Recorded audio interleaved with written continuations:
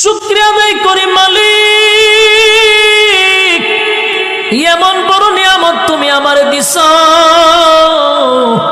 আমার দুইটা চক্ষু আছে, দুইটা হাত আছে, এই কারণে মানুষ আমারে বড় সম্মান করে, বড় ইজ্জত করে। আমার হাত পা চক্ষু থাকার কারণে মানুষ আমার সঙ্গে বন্ধুত্ব করে। আমাকে নিয়ে মানুষ কফি খায়, আমার নিয়ে মানুষ সেলফি তুলে। কেন রে? আমার মধ্যে আল্লাহর নিয়ামত আছে, এই জন্য মানুষ আমার মহব্বত করে, ভালোবাসে। যার হাত নাই পা নাই, কোনো ভিক্ষুকরে নিয়ে মানুষ সেলফি তুলে না, কোনো ভিক্ষুকরে মানুষ কফি খাওয়ায় না, বন্ধুত্ব করে না। কোনো ভিক্ষুক